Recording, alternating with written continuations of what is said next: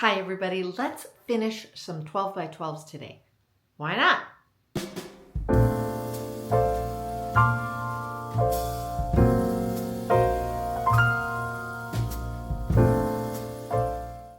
Welcome back to my studio. In the last video, you saw me color block some 12 by 12s. And I'm really excited about my square foot show, Julia Veenstra and Friends, that is coming up in November 13th to 14th. So today I wanted to bring you along and do some finishing. I don't usually do finishing on YouTube, and I will set up my camera and I will do some close-ups, and maybe we'll do some voiceover, or I might just do some music depending on whether it makes sense. But I painted some 12 by 12s. I started on a red canvas. I chalked it in. You can kind of see here, I'm working on something here. I paint my canvas red. It's really askew. I paint my canvas red. I chalk in the image. I ink in the image with a burgundy kind of paint. And then I start color blocking. And what's happening here is yesterday I had a palette that was almost finished. So I've got 2 commissions to go. So I was able to use up all that paint. I can be very economical that way. And I can just use up the paint and the colors, and I start color blocking. So today I have a fresh palette. I really like to have a fresh palette for finishing because the paint is lovely and pliable and smooth, and it does what I need it to do. However, I have run out of white paint, and I had to go to the store. I went to Michael's to buy some more white paint, and they don't have the brand that I usually use. So today the titanium white is a little more slippery than I'm used to. I'm used to a thicker, heavier body.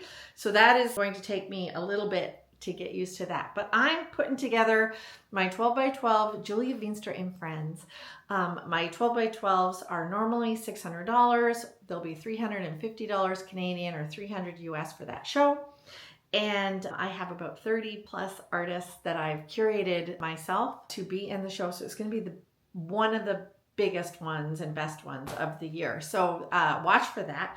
But let's get to finishing the 3 12 by 12s that I started in the last video. So if you haven't seen how I started that, go back to that one and watch that. Otherwise, come on along. Have I told you how much I appreciate that you spend time with me and that you watch my videos? It's just past Canadian Thanksgiving, and American Thanksgiving is coming up, so happy Thanksgiving to you. And I am really, really thankful that you guys spend time with me and watch me paint. So here I am with the color blocked images. These 3 paintings that I'm finishing now were color blocked a few days before, and I really make most of my decisions at that time, and the final pieces, the final strokes, are what I call the push, the pull, and the crisping up. And I recently had a question, and I'm hoping you're watching. If you are, let me know, who said, what is the push and the pull?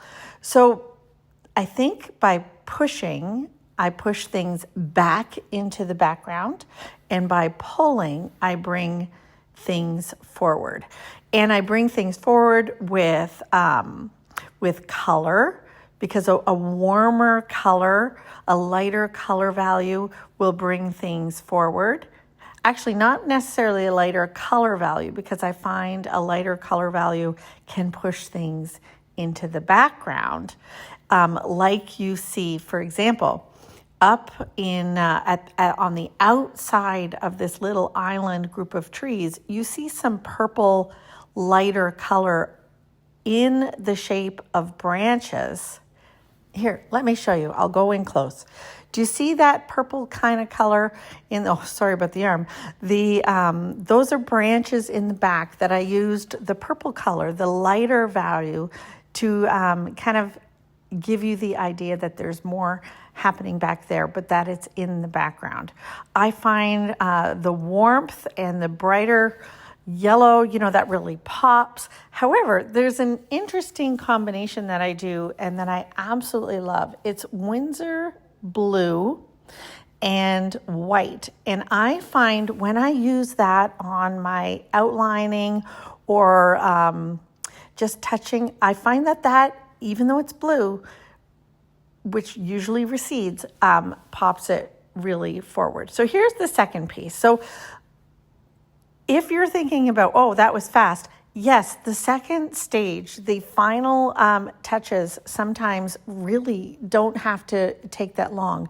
Once I've painted and color blocked and really had fun with that, I leave it to dry. Acrylic dries darker, and then I can come in and I can absolutely identify where I want to bring more intensity, where I want to lighten up an area. Here I'm lightening up the background and building branches in that background, and where I want to crisp up an edge. Sometimes the edges are too rough on branches and I want to use line work.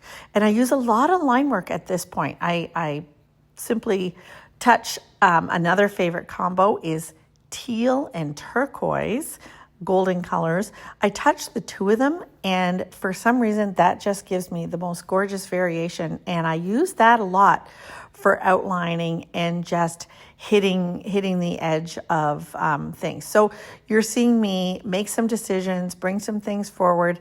I'm not quite sure about that big green patch that I just did there. Let's see if I come back in and fix that. I wonder where I'm going with that. Sometimes as I watch these voiceovers, I'm not quite sure where I'm going. So we'll see what happens with that. But I really love this stage. And then the stage that I really love is when I get to varnish it. After it's completely dry and I've done all these highlights and I'm happy with the painting, I go in with Liquitex. It's a combination. I used to just do straight high gloss, but now I do a combination of a satin and a high gloss. I mix the two together so it's kind of in between. So that just going back, I did fix those big swaths of light. If you saw me paint that and I didn't say anything about it, there I did fix that. I do like what's happening. And did you see the line work on the ferns at the bottom? Just giving some identification to elements of the painting. But back to the varnish. I love when I get to varnish. The varnish, I always say it's like wetting a stone. Do you remember when you were a child, you wet a stone, or if you're out in your garden and the stones are wet, they just look so beautiful. That's what happens when you varnish. All the color, the richness, shines, the lights glow, the darks actually show the variance of color strokes that are in them, and that is a really fun thing for me to do. So I'm really having a blast finishing. This one's taking a lot of work. Okay, here's the final one. I think this one had the biggest transformation, and let's see what I do to it. Apparently I needed to change the angle, and I think on this one, I don't think I did it before. I'm just noticing I put all the white paper underneath so you can probably see it better on my table. My table is just covered with paint. I use my table to wipe off my brush a lot, and my grandchildren love to come in and peel my table, and which creates quite a mess in the studio, but it's something that's not harmful, so they can do it. gives them something to do while we're chatting in the studio and I'm working while they're hanging out. So here I'm again brightening up the background, bringing in the light source, kind of identifying where is that light. So see, the light is hitting that side of the branch or the tree trunk, figuring out my color story, my light story, my value story. And the story is what I would call the movement of the painting, how the color brings you around the painting. So the turquoise that I'm working on right now in the water, you know, kind of goes up and into the trees, and your eye travels around. And even if you look at the red in this painting, the red is bopping you through this painting as well as the line in the crevices of the rocks. They're bringing you up and into this story, into the middle of the painting. The tree trunks are also bringing you down into the focal point, which is, I guess, the top of those rocks, that red bush. Let me know what you think the focal point of this painting is. But I really love doing these little 12 by 12s. A couple of them, and I think I'm going to make a video about it. I did one that I absolutely adored. It came out a little bit differently for me, and I think I'm going to use it as a springboard to do a large 48 by 48 painting. And we'll see if I can keep the freshness of that painting. So watch for that. So here I'm hitting the highlights of the rock, really popping where the light is hitting it.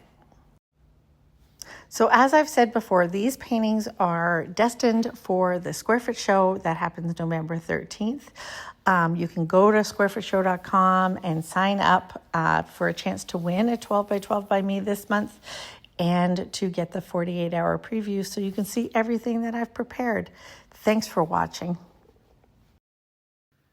Okay, well, thank you for hanging out with me while we did the finishing. I think this one is the biggest transformation. It went from really dark to all those wonderful lights. What do you think? I think I would like to ask you that question today. Tell me which one was your favorite transformation, and we'll see you in the next video. Like and subscribe.